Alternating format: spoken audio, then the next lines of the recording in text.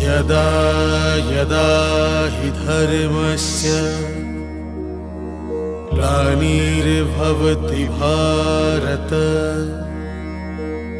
अभ्युत्थानम् अधर्मस्य तदात्मानं सृजाम्यहम् परित्राणाय साधूनां विनाशाय च दुष्कृताम् धर्म संस्थापनार्थाय संभवामि युगे युगे।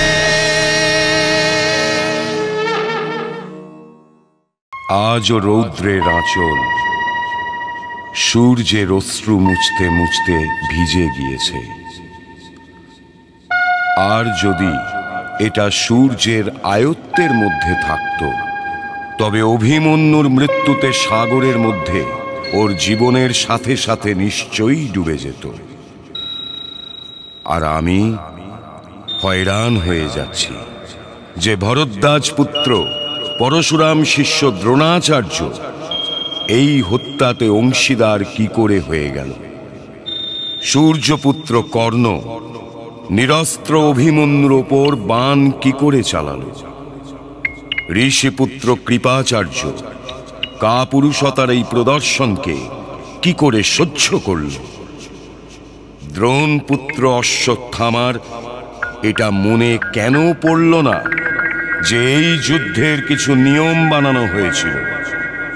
রণভূমি কুরুক্ষেত্রতে, ধর্মক্ষেত্র কুরুক্ষেত্রতে আজকের দিনে যুদ্ধের নৈতিকতার সূর্য ডুবে গেছে।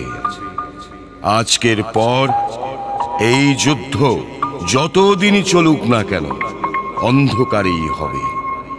না কোনো নিয়ম আর না কোনো নৈতিক দায়িত্ব থাকবে। কিন্তু কুরুক্ষেত্র অনেক দূর। সুভদ্রার রাজনীতি আর যুদ্ধের নৈতিক দায়িত্ব নিয়ে প্রশ্ন করে বসে নিজের পুত্র অভিমন্যুর বিষয়ে বারবার চিন্তা করছে। ও তো এটা জানে না যে ওর পুত্র বীরগতি প্রাপ্ত হয়ে গেছে। কিন্তু মায়ের হৃদয় তো শুধু মায়ের হৃদয়ই হয়ে থাকে।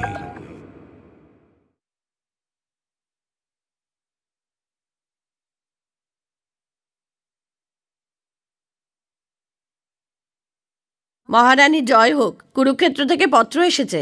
নিশ্চয়ই আমার অভিমন্যুর পত্র এসেছে। পূজনীয়া মাতাশ্রী, সাদর প্রণাম। দীর্ঘজীবী হও পুত্র, দীর্ঘজীবী হও। কাল রণভূমিতে প্রপিতামহ ভীষ্মের কাছে আশীর্বাদ নেবার অবকাশ পেয়েছিলাম। আমার বান লাগার পরেও বললেন, হে প্রপৌত্র, তোমার মধ্যে আমার বাল্যকাল দেখতে পাচ্ছি।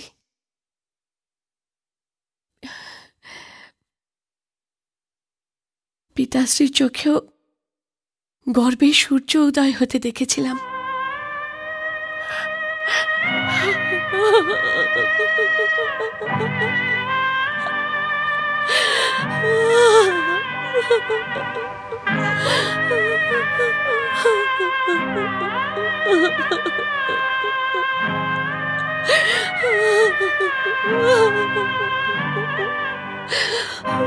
কি হয়েছে পুত্রী?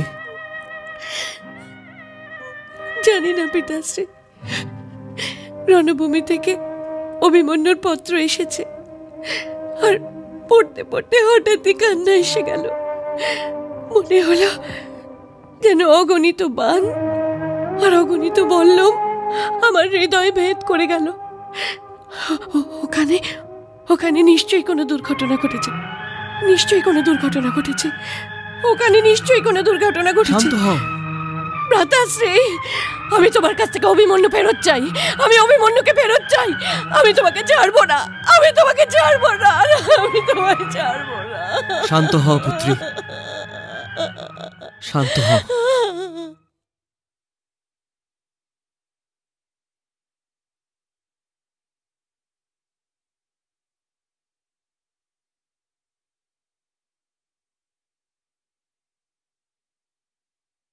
হে সঞ্জয়,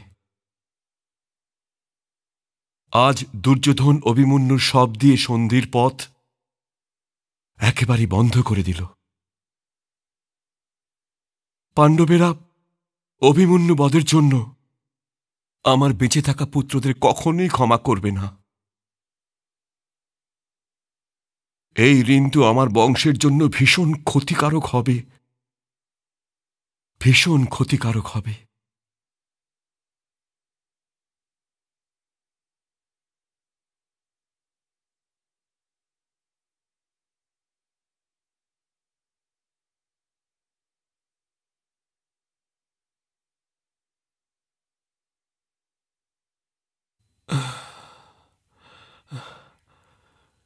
একটু দেখে নিয়ে বলো তো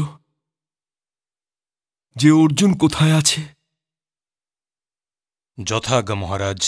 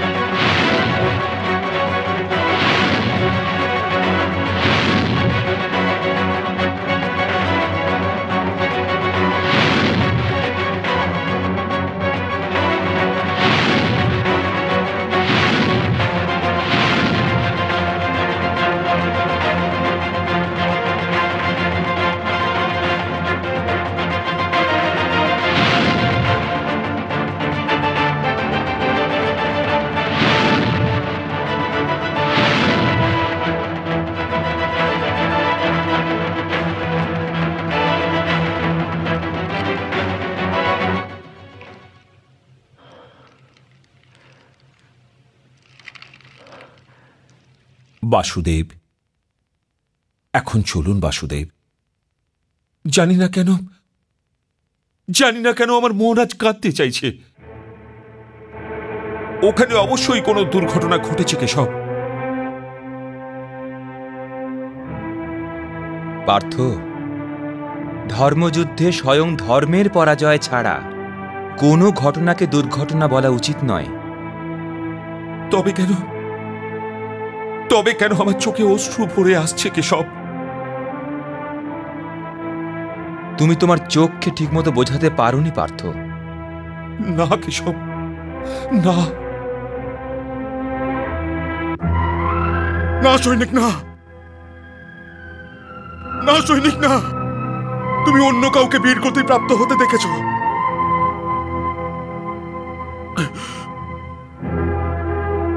ভীম, ভীম, তুমি শুনেছ ভীম? সত্যি সত্যি কি আমার অভিমন্যু একেবারে ঘুমিয়ে পড়েছে, যার থেকে কোনোদিন জেগে উঠবে না? সত্যি কি ও চলে গেছে?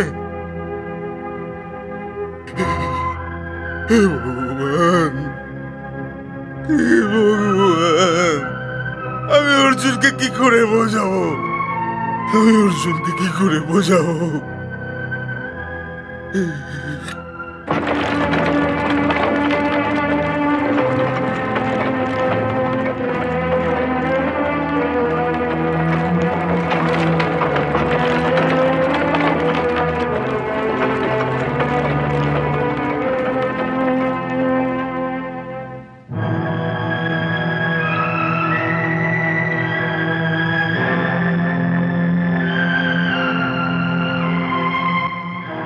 কেশব, শিবিরে এত নিস্তব্ধতা কেন কেশব? সেটা শিবিরে পৌঁছানোর পরেই জানতে পারবো পার্থ।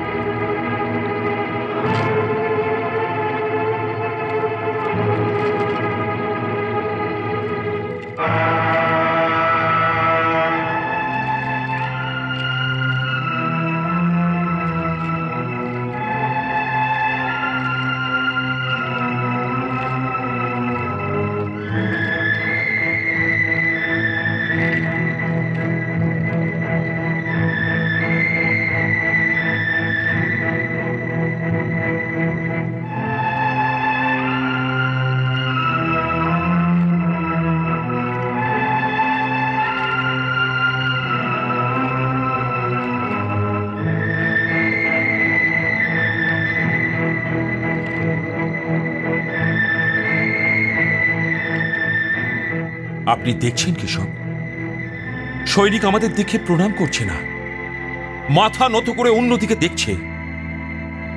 এই লক্ষণ শুভ নয় কেশব। তাছাড়া অন্য দিনের মতন আজ অভিমন্যু নিজের ভাইদের সঙ্গে আপনাকে স্বাগত জানাবার জন্য বাইরে কেন বেরিয়ে এলো না?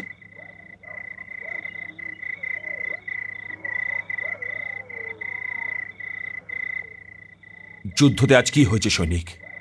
বলো সৈনিক, যুদ্ধতে আজ কি হয়েছে? আমাদের সেনারা কি মহারাজকে রক্ষা করতে পারেনি?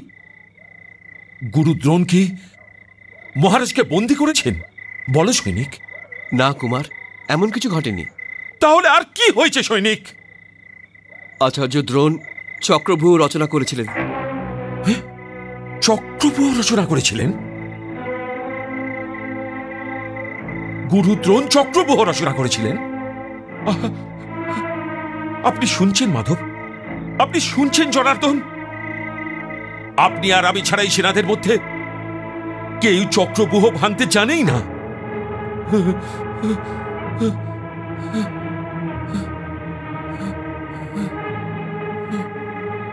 কিন্তু আমাদের শিবিরের মাথায় এখনো আমাদের ধ্বজা নড়ছে। সৈনিক, সৈনিক, চক্রব্যূহের ওপর অভিমন্যু তো আক্রমণ করেনি না? বলো সৈনিক।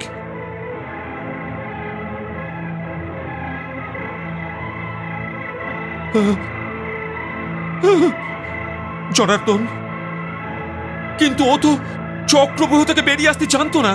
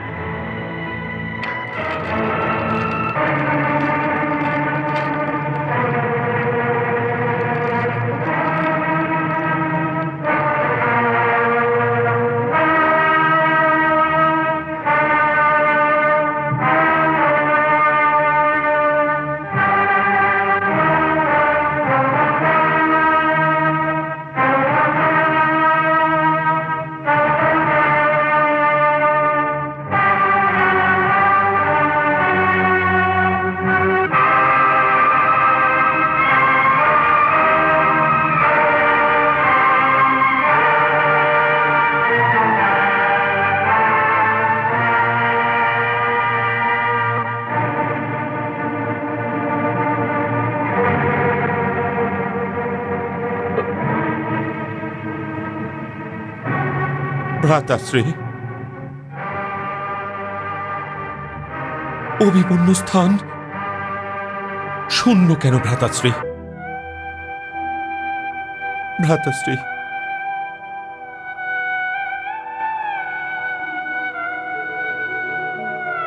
অভিমন্যু স্থান শূন্য কেন রয়েছে ভ্রাতাশ্রী?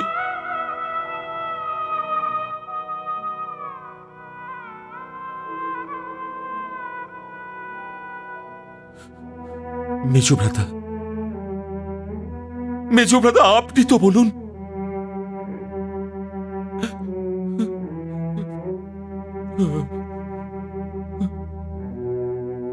নকুল, নকুল,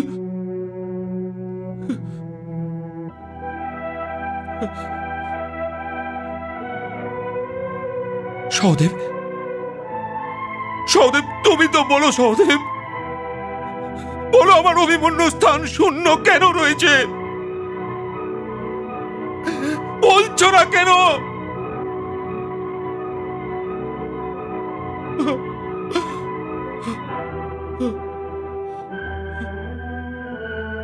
আমার প্রশ্নের উত্তর আপনারা কেউ দেবেন না। আমার প্রশ্নের উত্তরা দেবে আমার প্রশ্নের উত্তর। কেশব আমার অভিমন্যু। হ্যাঁ পার্থ,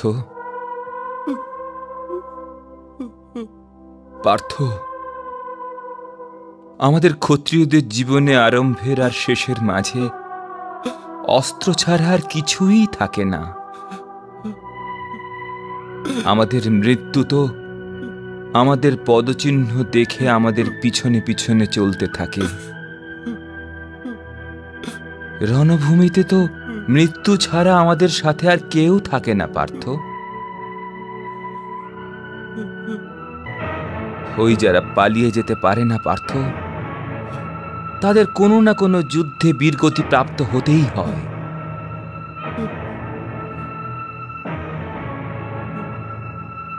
সকলের ন্যূনতা এই কথাই বলছে পার্থ,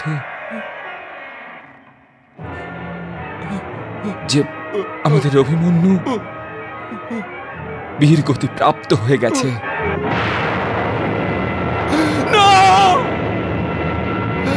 না কেশব,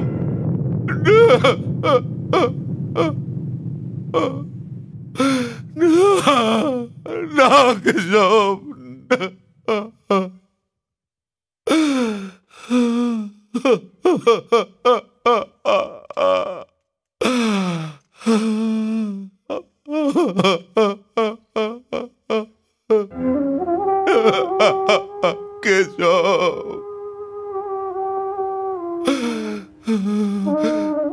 কেশব আমার অভিমন্যু।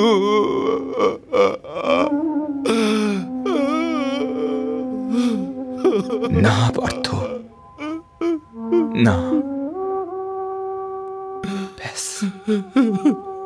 ব্যাস ব্যাস ব্যাস।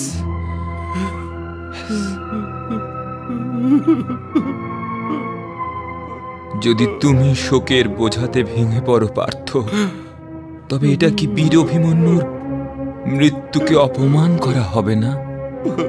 ওর বীরত্বের ঘোর অপমান করা হবে না পার্থ?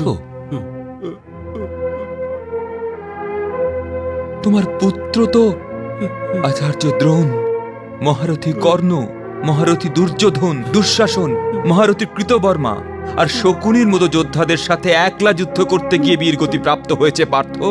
একলা। গর্ব করো এই ঘটনার জন্য, গর্ব করো।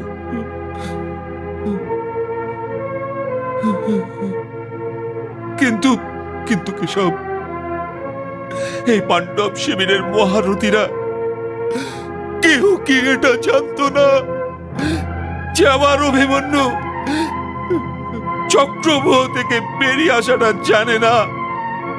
ও জানে না। আমরা এটা জানতাম অনুজ।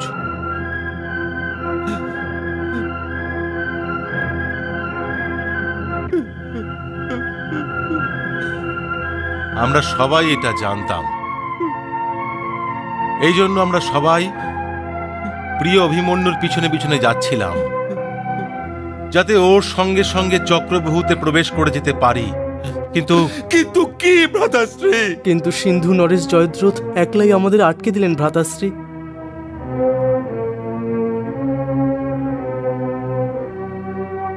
সিন্ধু নরেশ জয়দ্রথ একলা ছিল না নকুল, ওর সাথে মহাদেবের বরদান ছিল।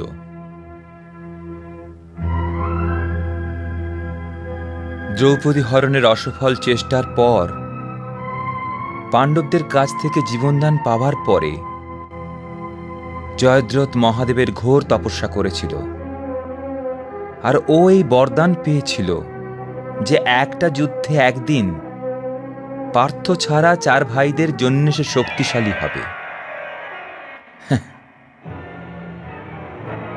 আজকের দিন ওই বরদানের দিন ছিল পার্থ।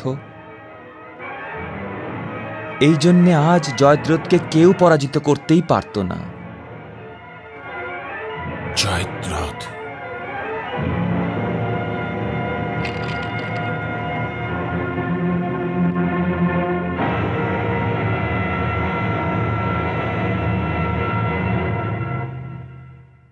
আমার পুত্রের সব কোথায়? উঠুন উঠুন আর্যপুত্র, আপনি তো এভাবে শুয়ে থাকেন না। মাতাশ্রীরা কাছে আর আপনি শুয়ে রয়েছেন। আপনাদের ভালোবাসার পরিণাম দেখছেন মাতাশ্রী। উনি যখন জাগবেন ওনাকে খুব করে বকে দেবেন।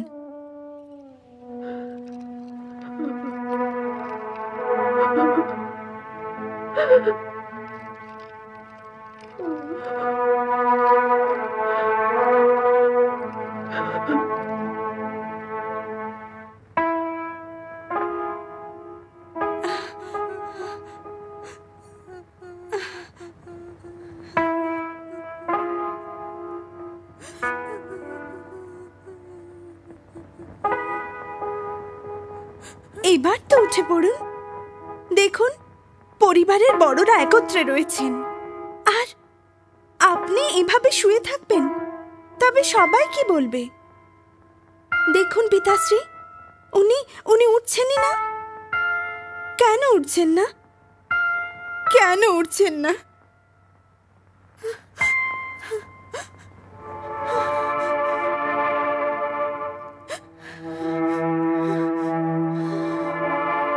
কেন?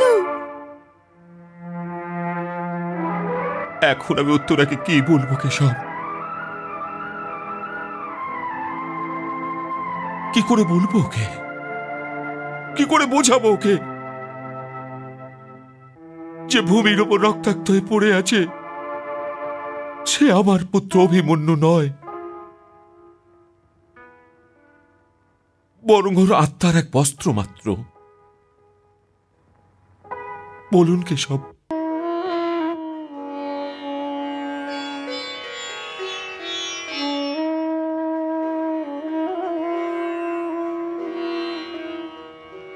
ধন্য এই মহাবীরের মাতা পিতা, ধন্য এই বালকের বিধবা, আর ধন্য এই সমস্ত চোখ যারা আজ ওকে দর্শন করে সৌভাগ্য প্রাপ্ত করছে।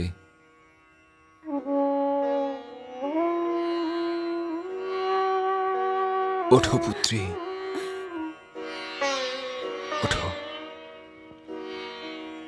আর ক্ষত্রিয় নারীদের মতন বিদায় দাও এই মহাবীরকে, যে সময়ের অপর প্রান্ত পর্যন্ত যুবক বৃন্দের জন্য এক দৃষ্টান্ত হয়ে থাকবে।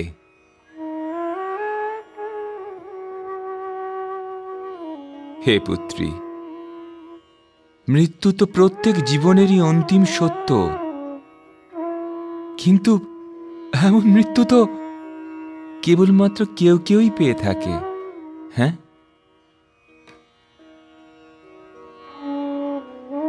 আজ ওই যোদ্ধাদের সাথে একলা লড়েছে, যাদের সাথে সেনাদল পর্যন্ত লড়তে পারে না। আজ সংসারের প্রত্যেক যোদ্ধা নিজের জীবন দিয়ে আমার বৎস অভিমন্যুর মতন মৃত্যু বরণ করে নিতে চাইবে পুত্রী।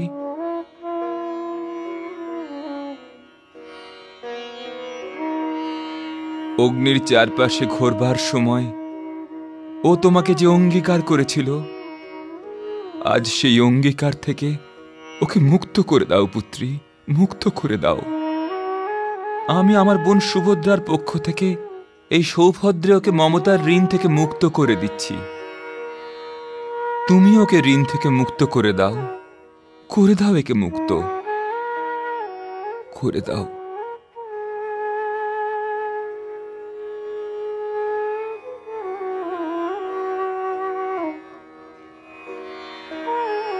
পার্থ, অভিমন্যুকে ওর অন্তিম যাত্রার জন্য সাজাতে বলো।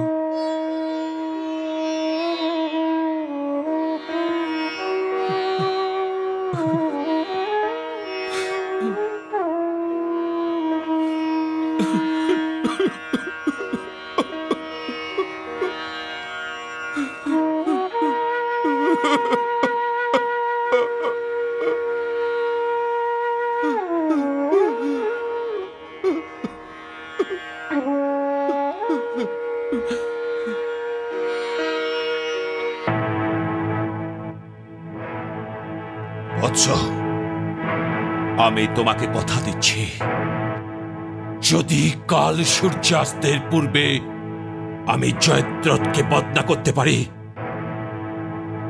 তবে আমি নিচে অগ্নি সমাধি নিয়ে নেব।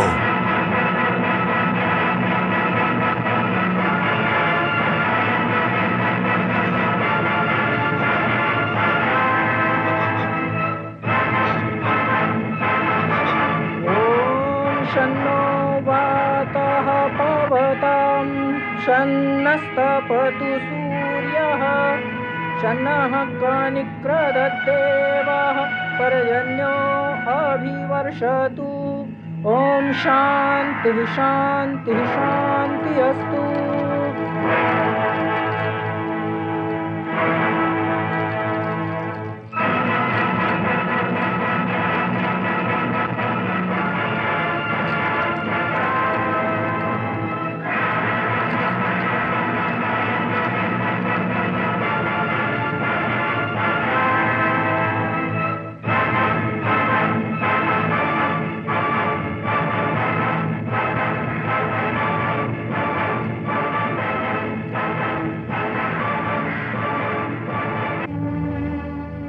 আমার পুত্র অভিমন্যু চিতাস্থানে আপনাদের আন্তরিক স্বাগত জানাই। এরপর তোমার পালা আসছে। আপনার শিষ্য অর্জুনের পুত্র অভিমন্যু আপনাদের মতো যোদ্ধাদের সাথে লড়বার সময় ঘাবড়ে তো যায়নি আচার্য। হে কৌন্তেয়, আজ সূর্যাস্ত হবার পূর্ব পর্যন্ত বীর অভিমন্যুর মতো কোনো যোদ্ধাই রণভূমিতে ছিল না। আমাদের মধ্যে কোনো যোদ্ধা এমন ছিল না যে ওর হাতে একবারও আহত হয়নি। আমি বৃদ্ধ ব্রাহ্মণ তোমার পুত্রের সবকে প্রণাম করতে এসেছি। আমার আর যুধিষ্ঠিরের মাঝখানে কেবল ওই ছিল। যদিও না থাকতো তবে আমি যুধিষ্ঠিরকে নিশ্চয়ই বন্দী করে নিতাম আর যুদ্ধ সমাপ্ত হয়ে যেত।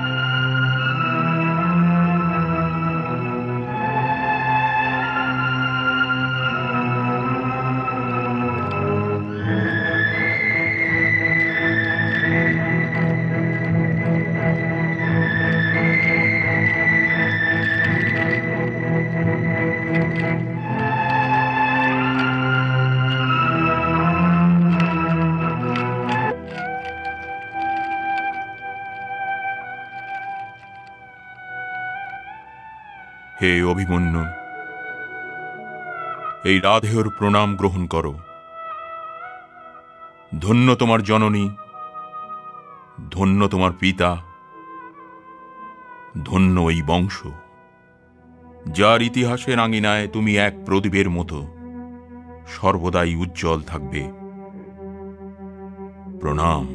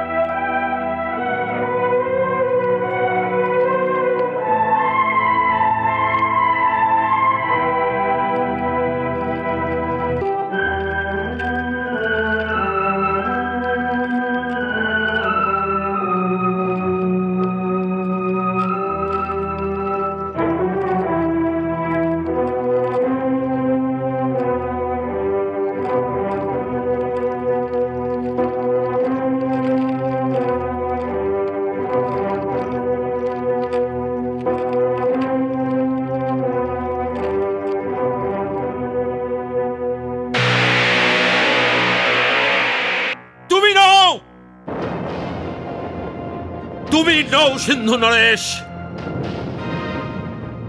তুমি আমার পুত্রের সবকে হাত পর্যন্ত লাগাবে না। অর্জুন, এটা তুমি কি বলছো? আমি আমার বীর পুত্রের সবের অপমান সহ্য করতে পারবো না ভ্রাতাশ্রী।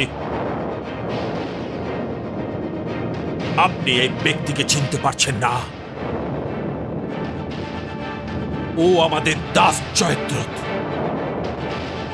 যাকে আপনি একদিন মুক্তিদান দিয়েছিলেন, আর আজ ও আমার পুত্রের হত্যার কারণ হয়েছে। মহাদেবের দিব্যি বলছে, যদি সূর্যাস্ত না হয়ে যেত তবে আমি এই কাপুরুষকে এখানেই মেরে ফেলতাম। জয়দ্রথ, তুমি কালকের সূর্যাস্ত দেখতে পাবে না, আর যদি তুমি কালকে সূর্যাস্ত দেখো তবে আমি অগ্নি সমাধি নিয়ে নেব।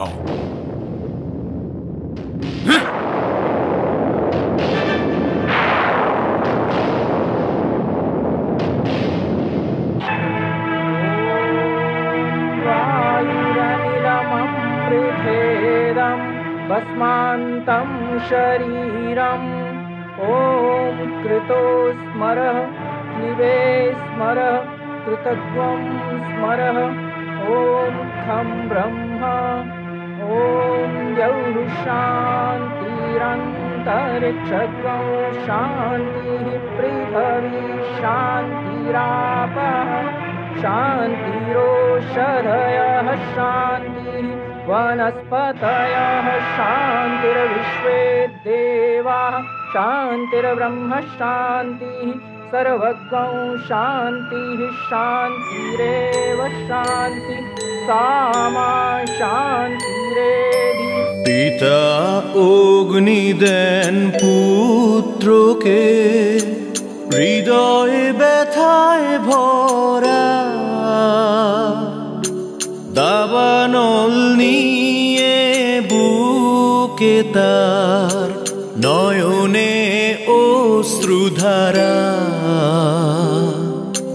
নয়নে অশ্রুধারা দাউ দাউ জ্বলছে চিতার আগুন মনের মাঝে প্রতিশোধ জয়দ্রথের কথা ভেবে ভেবে বেড়ে যায় শুধু ক্রোধ বেড়ে যায় শুধু ক্রোধ। যুদ্ধক্ষেত্রে যোদ্ধারা বীরগতি প্রাপ্ত তো হয়েই থাকে আচার্য। তাহলে আমরা কি বীর নই আচার্য? আমরা কেন বীরগতি প্রাপ্ত হলাম না?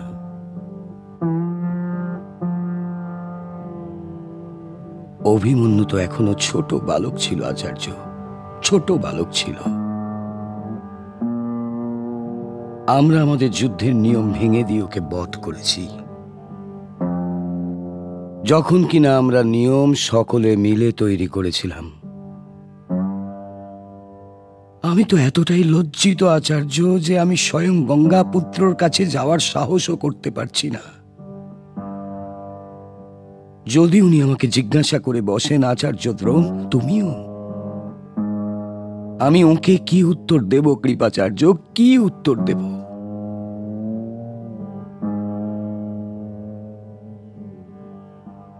প্রণাম গুরুদেব। প্রণাম আচার্য। বসো জয়দ্রথ। কাল সূর্য উদয় হতেই তোমাকে যুদ্ধ করতে হবে নরেশ। তোমার বিশ্রাম করা উচিত ছিল। আমার হৃদয়ে কাঁটা আটকে রয়েছে গুরুদেব, আর আপনি পারেন ওই হৃদয় থেকে কাঁটাকে বের করে আনতে। আপনি আমারও গুরু আর অর্জুনেরও। তবে ও আপনার সর্বশ্রেষ্ঠ শিষ্য কেন গুরুদেব? ওর সর্বশ্রেষ্ঠ হওয়াতে আমার কোনোই হাত নেই বৎস। আমি তো তোমাদের দুজনকেই একই রকম শিক্ষা দেবার চেষ্টা করেছিলাম, কিন্তু ও আমার দেওয়া শিক্ষাতে সন্তুষ্ট হয়ে বসে থাকেনি। ও আমার দেওয়া শিক্ষাকে আধার শিলা মেনে নিয়ে নিজের ধনুর্বিদ্যার দুর্গ বানিয়ে নিয়েছিল। আর তুমি তুমি আমার দেওয়া শিক্ষাতে সন্তুষ্ট হয়ে বসে গিয়েছিলে। কিন্তু এটা ঘাবড়ানোর বিষয় নয় বৎস। মৃত্যু তো প্রত্যেক জীবনেরই অন্তিম সত্য হয় বৎস। মৃত্যু কাপুরুষেরও হয়ে থাকে, আর বীরেদেরও। নিঃসন্দেহে অর্জুন আমার সর্বশ্রেষ্ঠ শিষ্য, কিন্তু আমি স্বয়ং কৌরব সেনার প্রধান সেনাপতি। অভিমন্যু বধের সময় আমি কি সাথে ছিলাম না?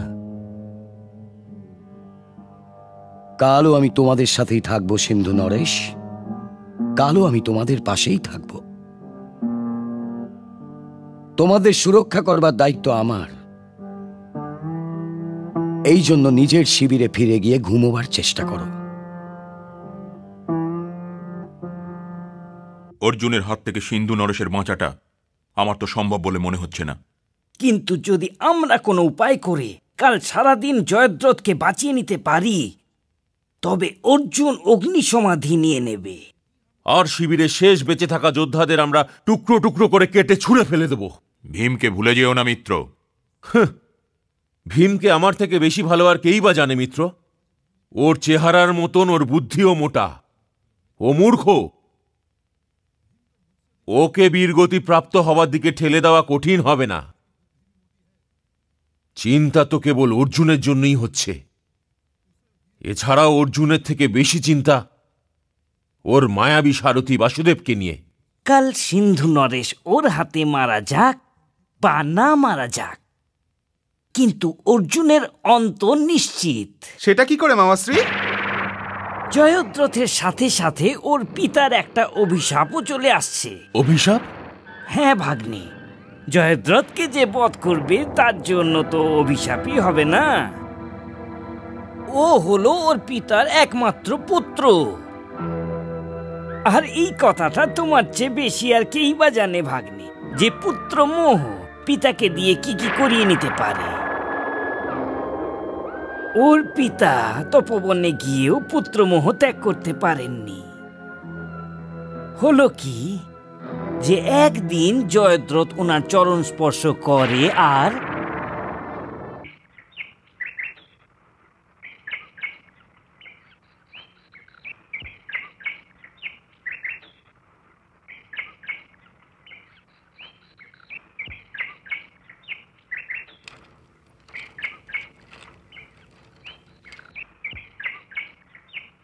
প্রণাম পিতাশ্রী। দীর্ঘজীবী হও। আমাকে ওই আশীর্বাদ দিন পিতাশ্রী, যেটা হস্তিনাপুর নরেশ শান্তনু নিজের পুত্র ভীষ্মকে দিয়েছিলেন। না তুমি গঙ্গাপুত্র ভীষ্মপুত্র, আর না আমি শান্তনু। আমি তোমাকে ইচ্ছা মৃত্যুর আশীর্বাদ দিতে পারবো না, কিন্তু তোমাকে একটা অভিশাপের কবচ অবশ্যই আমি পরিয়ে দিতে পারি। হে পুত্র, যে তোমার কেটে যাওয়া মস্তকের ভূমির ওপর পড়ার কারণ হবে, তার মস্তকে ওই সময় একটা বিস্ফোরণ হবে, সেটাই ওর মৃত্যুর কারণ হয়ে দাঁড়াবে।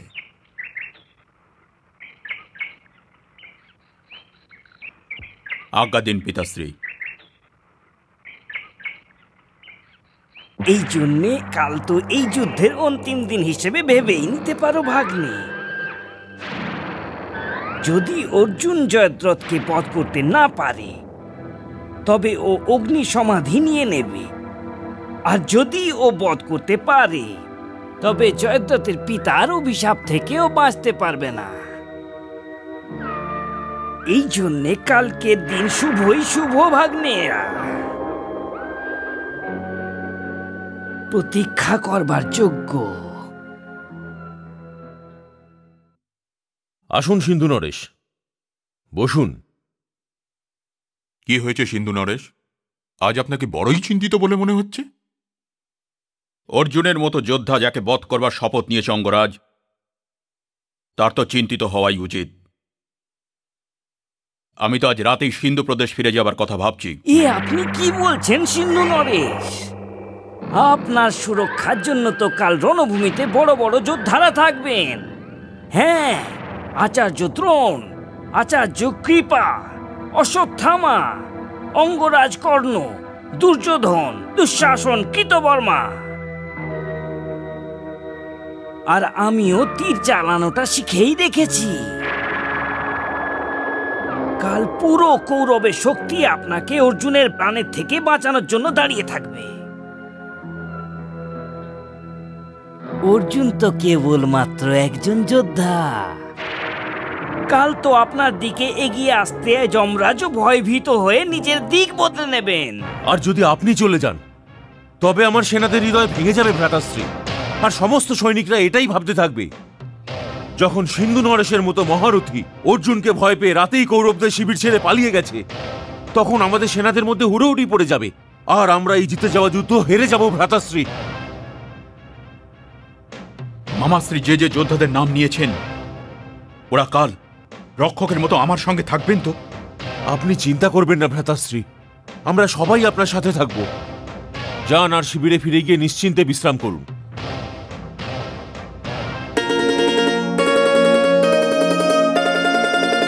রামবাণের মতোই হয়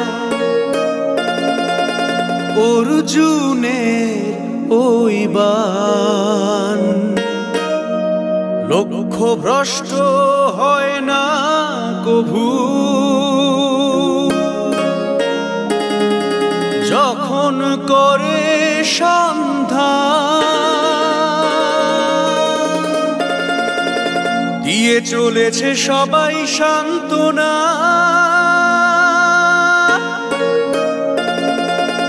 জয়দ্রথকে সব লোক সবাই ভয়ে ভীত আজ। ভয় যে ভীষণ